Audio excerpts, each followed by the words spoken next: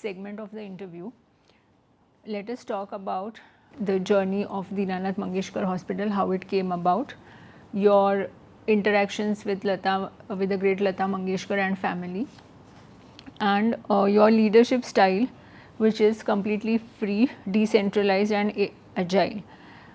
You have been known to be a radical thinker. Please elaborate on your statement. Hospitals should be run by only doctors and not managers. Why do you think so? Then, how did you convince the Mangeshkar family to embark on this journey with you of building the Deenanath Mangeshkar Hospital, and what did you learn from her during your interactions?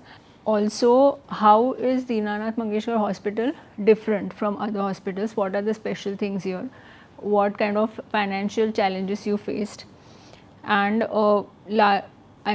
lastly, please tell us about you don't charge a single rupee as salary for being a medical director and running the entire hospital. You have built a system which is value oriented and devoid of just money making. So, how difficult was it to convince others to follow on your footsteps? So, lot of questions, and I will try to just do justice to maybe some of them or all of them in my capacity. So, this journey of Deenanath began the moment Sanjeevan became successful, because by 1996 Sanjeevan had a waiting list of 2 weeks, 3 weeks. So, it was like a boiling pot with lot of doctors who had to wait to get a patient in, who did not have sufficient operation theatres, and lot of qualified and probably very intelligent doctors in a very small place to say at that time. So, we were also thinking that we have a very good team with very small number of resources. So, unless we overcome this challenge, so we were trying to look out any place or every place in Pune which is available for building a hospital.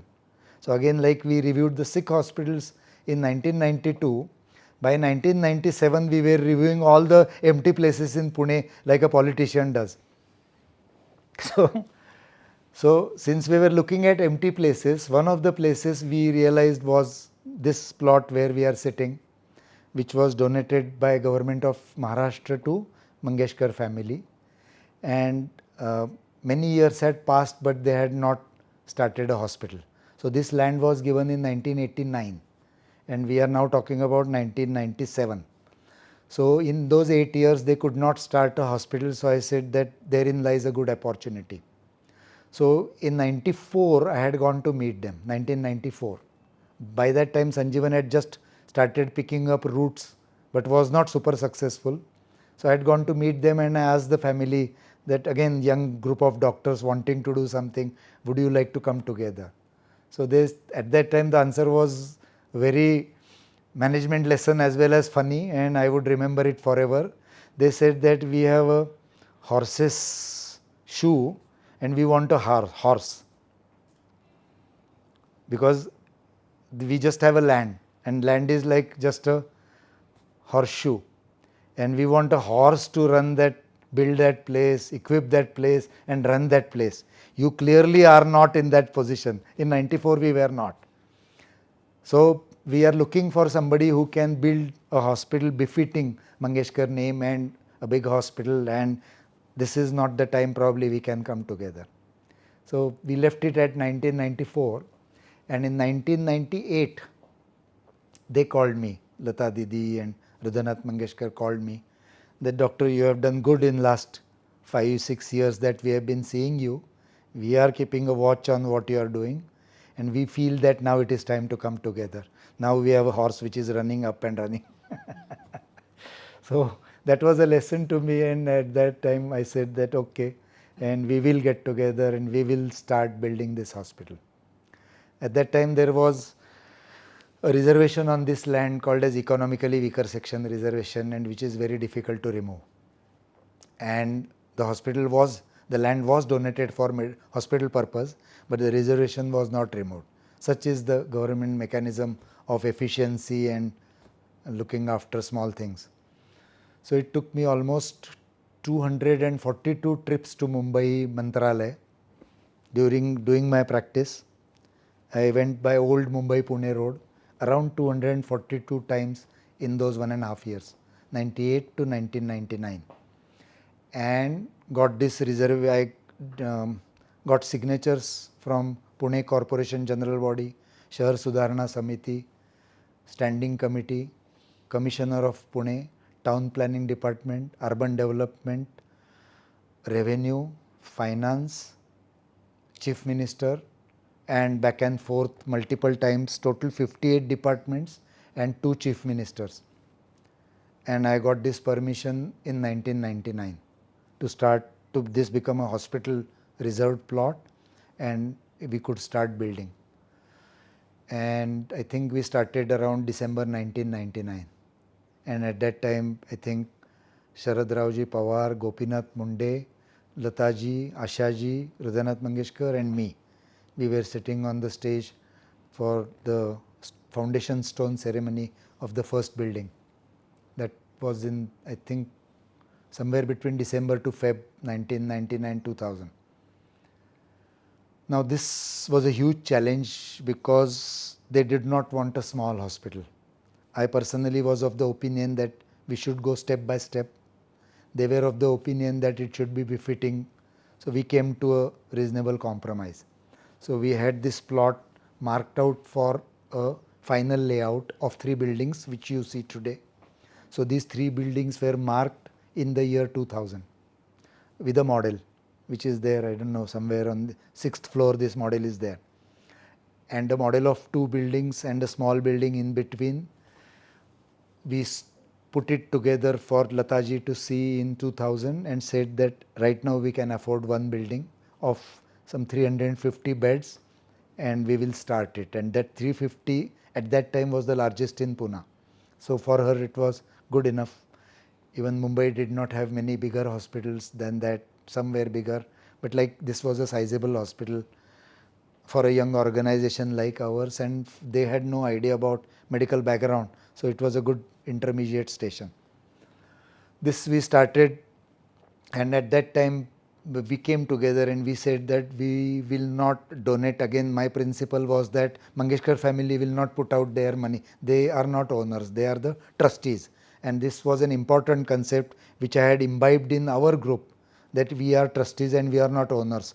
The same thing I had to do with Mangeshkar family also, that we are not the owners, we are the trustees of this place, this hospital. So we don't put out our money to show to the world that we are raising a hospital, but we will do everything in our capacity to raise our hospital. So we again went to people across the society, every industrialist, same people whom I had met in 1992, many of them who had declined started donating in 2000. And those who declined in 2000 started donating in 2006, 2007. So to raise a donation, you need to cultivate a relationship, confidence, probably even selflessness. And once people are comfortable with you, then the money is never a problem. So that is the lesson I learned throughout my journey. And I had met one of these people in Latur, Dr. Ashokrao Kokde, is Padma Vibhushan Ashokrao Kokde, who had always told me that money will never be a problem in Pune.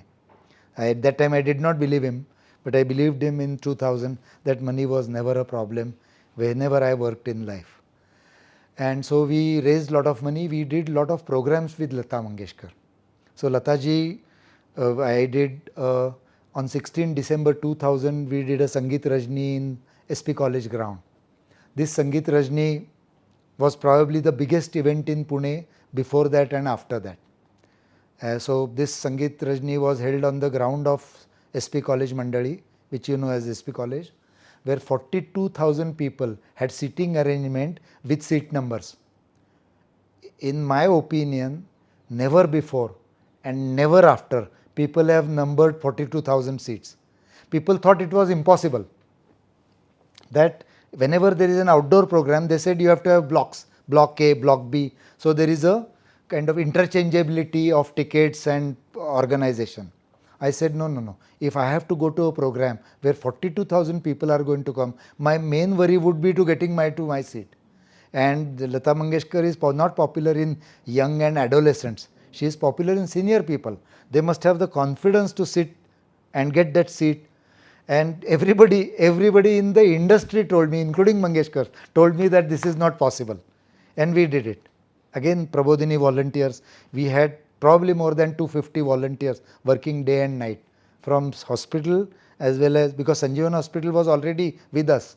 So entire machinery was with me as well as Nan Prabodhini, and we had 42,000 seats, numbers, volunteers and paid people, including Lataji paid for her staff to have paid tickets. And she used to at that time say that these are people from Nan Prabodhini, RSS, they will never give anybody free seat. Whatever she used to say, I used to enjoy. And everybody purchased seats. No person in Pune, politician, and no one got a free seat in that concert. And it was a tremendous success. We raised, if I remember right, almost 1.75 crore rupees in 2000, which at that time was a very big sum of money. That was a time of depression, Harshad Mehta, and I don't know, industrial depression, housing depression. So at that time, it was very difficult to raise money. And we raised 1.75 crores just by one Sangeet Rajni. All artists, including Devanand, Sunil Dutt, Lataji, Udit Narayan, I don't know, many, so many artists had come. No one charged a single pai. Such was her reputation as a singer, as a person. So I learned from her a tremendous number of things as a human being, other than as a singer. Singing was never my field. And I mean, she called me one day to her house to ask me about which song she should choose. So my problem was I had no idea about her songs. Means I had heard the good ones, but I could never differentiate between her songs and Asha Dei's songs and some other also, and somebody else had also sung. So she asked me, Doctor, how would be Baharo? Now I thought Baharo means my was Rafi's Baharo Phul Barsao. So I said Baharo Phul Barsao is a night song. She said, Doctor, that is Rafi's song, not my song. So I said, but which is your song? So she said that Baharo Mera Jivan Bhi Sawaro. Acha. So I said, that's a very good song. So the hilarious interview about which songs. So at the end of the interview, she realized that I had no idea about songs.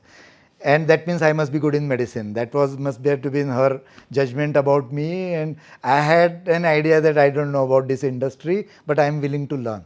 So I came back and studied her books. I started reading about Lata Mangeshkar's life and her books and her songs.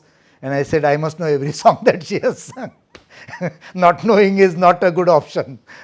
If you are doing a partnership with such a great family, you have to know about them. And even though Hindi film industry was not my forte, I learnt a great deal about the song business and movie business at that time. And that there is a history to this event which is very important in the upbringing of this hospital. The same event she had done for a similar hospital in 1988-89 when they started this foundation, and they had another land, small piece of land, which they exchanged later on for this land where we are sitting. And for that piece of land, for starting a hospital, they had done a Sangeet Rajni, Lataji and Kishore Kumar on Nehru Stadium. That was in 87, 88, somewhere 88. And that Sangeet Rajni, in terms of fundraising, was a super flop. And instead of earning money, they lost money, even though no artist had charged for, because most of the people had come free of charge. So for them, it was like a great revelation as to there was a Sangeet Rajni, Lataji and Kishore Kumar in their prime and lost money in a Sangeet Rajni. To here is an organization when she is already probably more than 65 years old, and she is doing a Sangeet Rajni and 1.75 crores, 42,000 number seat, everything spick and span, and everything with the highest discipline that we are known for was visible in that Sangeet Rajni. So that probably was the foundation of this hospital, not just getting the plot and trying to raise money, but a confidence between two partners that was important at that time. And with that, then we never looked back. She performed in Nigdi for us, she performed in Hyderabad for us. We had a cricket match between India and Sri Lanka. And that also is interesting story. I'm sure people like stories. So we were always looking out for money because we wanted a big hospital, a well equipped hospital, a tertiary care hospital. So you need money for that. You can take loan, but that's not the best way to go, because then you are not a non-profit. So my philosophy right from day one, 92, was that the non-profit must run on people's money. It should never run on bank money or patient money. It should run on people's money. And I had read a lot about non-profits across the world, right from Red Cross. I had read about most organized, because as I told you, I was a voracious reader all the time in my life. So for me, non-profit means my library of non-profit would open. The best management gurus in non-profit, the best organizations across the world who are running. Red Cross is one of them, but such many organizations who are non-profit. So I said that okay, non-profit must work with people's money and people's support.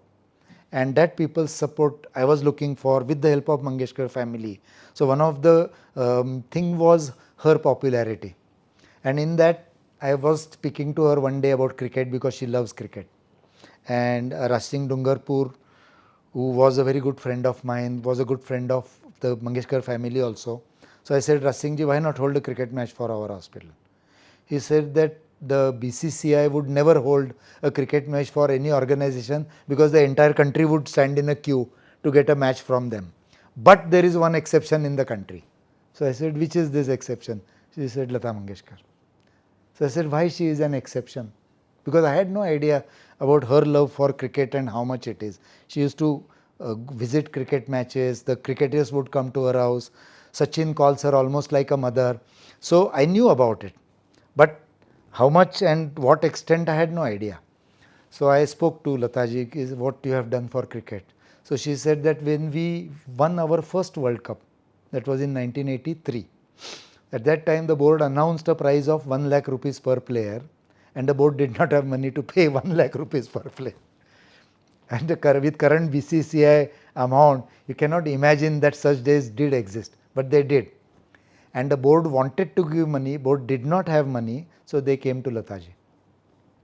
And they came and requested her that we want you to do a program in aid of Indian cricket team. Can you imagine? So Lataji would do a program in aid of Indian cricket team and raise money, and we would give bonus to our deserving players. So she did a program in Delhi, I think in, I don't know, 83, 84, 83, and raised, to my mind, heard about 46 lakh rupees from that program, and every player and support staff was paid 1 lakh rupees. So when I went to meet Mr. Jagmohan Dalmia, who was the BCCI president at that time in Mumbai at that time, by that time we had started feeling invincible. You know, young people always feel they are invincible. So at that time I was young, and I started thinking that I am and we are invincible as a team. So I went to meet him and told him about this. So he said that BCCI never gives a match, but there is one exception. For Lataji we would do anything. So I said, sir, what would you do? So he said that we have a World Cup. That was 2003. We have a World Cup coming. The World Cup is getting over. The final match is on 31st of March 2003. After that, in next 10 days, we would give you the match. So I said, fine. Because at that time, India was doing very well in the World Cup. We were going from quarter to semi, so we were on the right path. So we got this match, India, and then we had to bring another team. So I thought the cheapest team to come would be Sri Lanka, because nearest, also affordable for a non-profit organization. Indian team would not take any money. So they would, all of them would play free of charge. We had to only give them ticket to the venue and back. That's it, and the hotel to stay. So that was peanuts as compared to the cost that we were discussing. And I went to Sri Lanka to meet Arjun Rantunga, and I requested him that would you come and play a cricket match. So you can imagine a doctor. So you have to understand where what all has gone through this institution. So I went and met Arjun Rantunga in Colombo and requested Arjunji, would you come to India to play a match? By that time he had just retired from active cricket. So he said, I will put together a good team, 6 active players, 5 just retired from World Cup winning team players, and 11 of us would come. So I said, Wankhede. I had a meeting of all the chairmen of BCCI in Delhi. So I went there in Delhi. All the BCCI chairmen had come, because for them also this was a prestigious match. because of Lataji, because she was going to come for the match. So all of them came and we decided on Wankhede Stadium. And then Sharad Raoji, he was the chief of Maharashtra Cricket Association. He said that we will give you the stadium. And Mr. Ratnakar Shetty, who was then the chief organizer in Mumbai at that time, so you go and meet him. We made all the arrangements. I learnt everything about cricket, about the cost of the lights which have to be put on, cost of cricket, creating a stadium, cost of getting sponsorships, cost of getting television to show the match, and everything about cricket. How do the cricket players travel, where do they stay, what do they eat, and how much do they charge, and everything about them. I mean, we had to go and stay again in Mumbai to get all these things done. We couldn't do it in Pune. Pune, according to all the BCCI chairman, was not the right venue, and at that time the Gahunja Stadium was not there, and Nehru Stadium probably they thought was not good for such a kind of match. And we did it in Wankhede. Again, we raised more than 1.5 to 1.75 crores to this match. We would have raised more than 5 crores had India won the World Cup. But unfortunately, just 7 days or 8 days before our match, we lost the World Cup, and in a pretty bad manner. But that's providence. Somebody plays good, somebody loses. So you put up your chin and go forward. So the team put forward their chin, we put forward our chin. We did this match, and the ticket sales and the sponsorship were good enough to give us this kind of money. Even in like 2003 also, again the depression years, 1.75, 2 crores almost was a big money for our hospital, and also big publicity because this match was shown in 26 countries. So the Deenanath hospital reached across 26 countries. So you have to, at that time we were never thinking about advertisement, we were only thinking about money.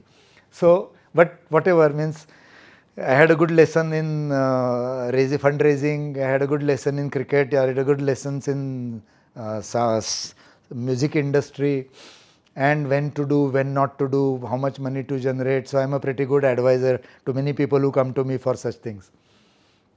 And these things all went in, the funds, the bank loan. We had to take a bank loan, of course. Everything was not funded through charity.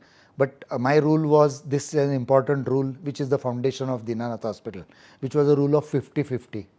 That any venture you want to take, whether it is business, whether it is, maybe this is from my management training, that if you have a 50% equity, now this equity in non-profit is donation, whereas in a business it is your money. So this equity, if it is 50%, you will never fail on 50%. What people do is they become over ambitious, and on 20% they raise 80%, on 10% they raise 90%. They falsely inflate the cost of maybe 10% to 25% for the bank, and in reality take 90%. They show it as 25-75, in reality it is 10%, 90%, because these inflated costs are false costs. But this rule of 50-50 has never failed me in my life. If you raise 50%, any business venture, that means the other part of the rule is that whatever you have got, you can ask for double, not for quadruple or mentup. Means you may be ambitious, but that ambition must also take you to this 50% raising. And this 50% rule is now an airtight rule of non-profit, that is Lata Mangeshkar Medical Foundation, the Sanjeevan, Jnana Pravodhini Medical Trust. It's an airtight rule. Whatever we have got, you can always ask for 50% more, whether it is a bank loan, anything, it will never fail. And it has never failed me in my life. I have never taken back a step from this rule of 50%. So we raised money, we started this hospital, again a non-profit where our money is not involved, and we repaid this loan in 6 years' time. So whatever loan we had taken from State Bank of India, at that time, this is also interesting, 2001 when we started the hospital, banks were not willing to finance hospital. Now they consider it as a sunrise sector, lucrative sector, whatever. In 2000 they said, we don't want to give you any loan.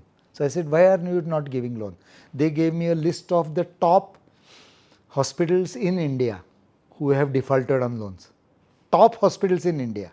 All the chains that you today are considered to be a multi-chain in the country, and whatever you think as the leading chains in the country had defaulted on loans. This is what State Bank told me. Without naming them, they showed me the list. And I said that I am a person who will sell my house but not default on my loan. But I am willing to sell my house, my friends are not willing, and Mangeshkar family would never do so. So you have to believe in us and give the loan. So after a lot of debate and negotiations, they agreed to the loan, and they were very happy that the loan got repaid in the time that was stipulated, not one day before, not one day after. So by 2007, the hospital was debt free, and then we started expanding to these two buildings which we had shown in our initial plan. Now this, what is the reason of this success is means the financial things, I have some of them I have shared. But there are other things also which I wanted to share which are also very important. One is the principles of the hospital. So there is a lot of debate across the world, and you can read about it, about principle centered management versus profit oriented management. So many people felt that the bottom line of every successful organization in the world is profit. So the word bottom line became popular, saying that bottom line means profit. Actually, bottom line is not profit. Bottom line is a successful institute, but it is equated to profit. So anything and everything to do profit is okay. And then some of my popular teaching people, one of them was Peter Drucker and the other one is called as Stephen Covey. They came out with the doctrine saying that the principle centered managements will be long lasting. Across centuries, if an organization has to last, it will last only because of its principles and not because of its profit. Profit is a short sighted objective of a company. It is needed, but it is short sighted. What is really needed is the principles of the company which would separate that company from others. And I took this lesson very seriously right from the young days. So I said that our hospital must have some principles which are well defined, and they should not be on the board type of principles. Every hospital they write on the plaque that to serve a man is to serve a God. And in my life, I have not seen a hospital which serves man like serving God. In my life, I have not seen. So all hospitals I have seen, most of them serve themselves. So the organization becomes a self-feeding dinosaur. Means the hospital runs to feed the hospital, not to feed the people of the country, but to feed the hospital. So every business runs to feed the business. So the car manufacturer is not manufacturing cars for people, it is manufacturing cars to sustain the industry that is manufacturing cars. This is what I saw. Means these are my impressions, may or may not be correct. So I said that okay, so whatever we write, we must follow. We will not write anything that we don't follow. So we will not write lofty things on the surface which we cannot then go on. So to serve God vagare we will not do. So we did not write to serve man, serve God out of the door. So we said okay, we will put our first principle as rational ethical practice. Rational ethical practice. So I said okay, looks like a good principle. I don't know how it came about, but these three words got together in our journey 92 when we were traveling across India, and that was our first motive from that day till today. So now it is 30 years now. For those 30 years we are following rational ethical medical practice. So rational means the correct practice. Rational means, if you read Geoffrey Archer, he has written a book called Not a Penny More, Not a Penny Less. So rational means not a penny more, not a penny less. That means it must be the correct medicine in your best ability delivered to the patient. So you will not do unnecessary test because the patient is rich. You will not deny any test to the patient because he is poor. That is rational. You will not give any medicine which is not proven with evidence. That is rational. You will not give any medicine under the influence of pharmaceutical company. That is rational. So we defined rationality in terms of what is a rational doctor and also what is an ethical doctor. So any person who gives commission or gets commission is not ethical. Any person who takes benefits from pharma industry is not ethical. Any person who acts against the interests of the patient is not ethical. So we actually defined how to judge a medical service. So in reality, how to judge ourselves. And very few people in the world are ready to judge themselves. Most people want to judge others, and if people are happy to judge others, because everybody feels that what others have, what Modi ji is doing wrong, everyone in India, how Sachin Tendulkar got out to the ball which is going the off, outside the off stump, everybody in the country is interested. But what I am doing in my life, no one is interested. So we said that okay, let's put the mirror first in front of you, and we will first put to see that are we rational and ethical doctors. And every person has got this impulse on leaving rationality and ethicality in his own self interest from time to time. But this mirror always shows us where we are wrong and where we need to get there. And I think that has been the single most differentiating point between Deenanath and all the other hospitals in the country. Rationality and ethicality, but to be practiced in day to day practice. And for that there are norms. So we take an undertaking from the doctors when they join Deenanath. Okay. So this undertaking is that if I give commission or if I take commission, my services will be terminated within 24 hours of finding out, and the inquiry will be done later on. So he has to give a commitment in writing, not oral commitment, writing. If I take any pharma sponsorship without information of the hospital, my services will be terminated. If I act against interest of the patients in any manner whatsoever, any manner, insulting a patient, not respecting his privacy, anything, my services will be. So such demeaning sentences most doctors would not accept. But they are not demeaning. They actually what every doctor should be. And our doctors did accept it. They said that this is all right and we will sign. And everyone who has joined here, now there must be around 400 doctors who work as honorary doctors in Deenanath, all, and these are top specialists in Pune city at least, if not in the country. They have all studied abroad. They are all big doctors in their own making. But they sign this and they need to follow this. So that was a very great differentiating point. The second differentiating point to us was excellence in medicine. Excellence in medicine means not just rationality and ethicality, but the best practices, best foot forward.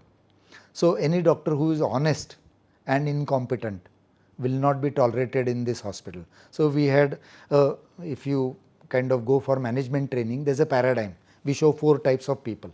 So we have 2 alpha, X and Y, honest and competency. So honest and competent, honest incompetent, dishonest and competent. So such 4 things which, and then we said that we will never choose honest and incompetent as a policy. We will choose honest and competent, which is very difficult to get. But if we are actually our back to the wall, we will choose incompetent and competent and dishonest, and we will take away his dishonesty by rules and regulations.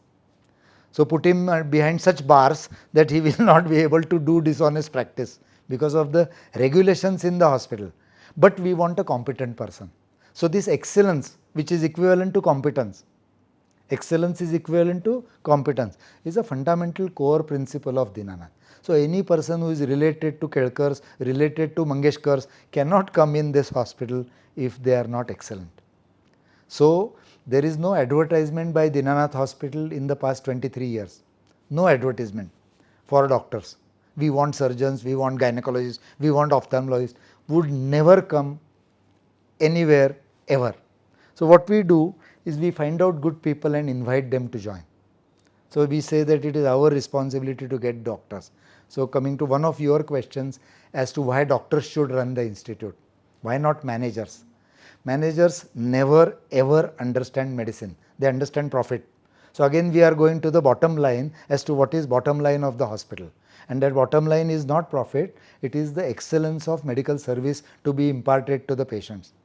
And managers don't understand this excellence in medicine. They don't understand value of good doctors. They understand value of successful doctors, and successful doctors are not necessarily good doctors.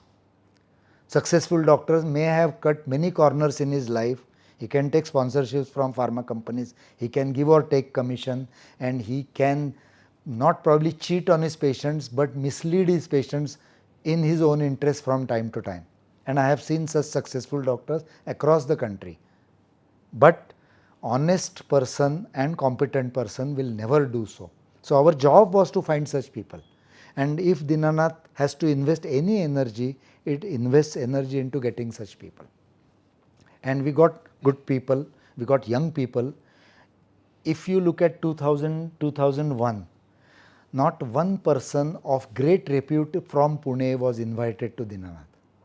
We don't want them. We want young people, we want honest people, we want foreign trained people, we want open merit people, we want top people, but who are starting at the bottom of the ladder. We don't want top people at the top of the ladder.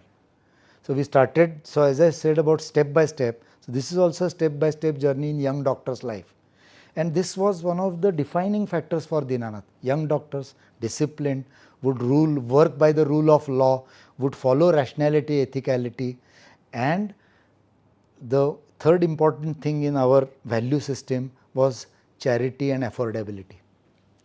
So we said that Lata ji is starting this hospital with only one reason, because her father did not get good treatment because want of money. At that time they were not financially doing well. He was ill, did not get to, he died in Sassoon. So that had left a permanent scar on her. So she said that I want to start a hospital where a needy person will not go back. He will be helped. So I said that if we join Mangeshkar family, this has to be our goal also. And it is not my goal. Every doctor in this hospital must have this goal. Because my role has no sense if the doctor is not going to look after charitable patients. So I had seen many hospitals in the country where the general ward, the consultant would not visit because there is no payment from general ward. They would try to motivate the patient to shift to the private room so that they can get paid. Or they would ask residents to operate on poor people. There is a research published from America that if a person comes from poor background or if he is of non-white origin, there is a higher chance of American resident operating on this patient than a consultant, which is a tragic for our profession. Whether patient is rich or poor has nothing to do with who will operate on him or who will treat him. And I said that okay, let me put this value of affordability and charity into every doctor's mind. And we again, as I told you, we discussed all the examples of all the unethical things that are done in this country and abroad. Abroad also. It's not that India is, this self-feeding dinosaur is not Indian. It started by Americans. Americans were the experts in this self-feeding dinosaur. It's actually the business conversion of medicine from a noble profession to a lucrative profession was started by United States. Whether it is good or bad, I don't know. The level of medicine that we got up, but the level of nobility went down significantly. So there was no nobility, but there was excellence. And there was always a conflict between nobility and excellence. And this was started by Americans, adopted by Indians. So I said, okay, it will not enter this place. And then we followed these three things: a rational ethical practice, excellence, that is competence, and affordability and charity to the last letter. And no person in this hospital will be exempt from this. And I think that has set apart Deenanath from other hospitals. And why Deenanath has progressed so rapidly? As I told you, Sanjeevan 1996 was full. Deenanath first building was full by 2005. So in 4 years, full, waiting list. Deenanath second building where we are sitting today was built in 2014-15 it started. Modi ji inaugurated this building. So that was in 2014, and by the end of 2014 we commissioned this into patient this thing. By 2018 full, and last year and half, almost 2 years, again 3 weeks, 1 month waiting list. So we are now again a boiling pot of too many competent people, again in an institute which you feel is large, is again small for this talent, and probably thinking of expanding in future. So if you have to look at all the aspects of finance, management systems, principle based, not just leadership, but principle based management of the hospital. And the last thing before we close this chapter is decentralized leadership. So long ago, during my readings on management, I had read a book called Maverick. This is by a person from South America, probably Brazil, who is a young businessman. And this young businessman started out a business which was his father's, was not doing very well. Brazil had a recession at that time, and the business was not doing. So he brought out new concepts which are followed by software companies today, like flexi time, ownership by company employees, shareholding by employees. So this is back in 93, 94, maybe even earlier than that, 90, 89, 90. Such concepts did not exist. So this person started new concepts in Brazil, and I read about it, and he demolished structure of hierarchy in his organization. Structure of hierarchy, that means there is a chief manager, general manager, two assistants manager, one. So this vertical structure he demolished, and he said that everyone is at only two circles. So one is an owner circle, which every worker is an owner, and there is a circle which shows direction, but the direction and the owner circle are almost parallel to each other. This was a revolutionary concept. I read the book once, twice, thrice. I could remember it first time, but I read everything in between. Then I said there must be some industry in India which runs like this, and I could find only one, which was in Belgaum, which was called as hydroponics or something, I forget now, long ago. And I went to see this company. So there was no union in this company in Belgaum, no labor union, because every worker is an owner. So decentralized leadership means decentralized actually ownership, not leadership, not management, but ownership has to be decentralized. So I saw it there, and I said that okay, let me bring something unique here. And here we said that okay, every person manages his own department. No one reports to me. If you ask me what is the turnover of your pharmacy, what is the turnover of your canteen, what are the exact number of people employed, how many exactly nurses are there, I would give you a rough idea. But no one reports to me. I find out on my own, because it is my job to find out. But they don't have to come and tell me what they are doing. And each person runs their department efficiently. They understand this. They know that they are owners of their department. It's a non-profit, doesn't belong to me, doesn't belong to anybody. It belongs to them. They are the people who have taken money from people of this country. They are running it for people of this country. So they are accountable. And this accountability, decentralized management, probably again, there is no labor union in Deenanath Hospital. Now it is, year is 2023, so 23 years down the line. And employee number is somewhere around 5,500. Okay, so 5,500 people are working, maybe 4, 5, 600 would be contract workers, all others are permanent workers over here. And there is no union. So you can now relate what went back to this person in Brazil, to hydroponics, to my thinking as management, and I think it has succeeded so far. I don't know whether it's a 100-year lasting model or not, but so far it has worked. So there are a lot of unique things in Deenanath, and I think it's all because of I have a feeling of being different.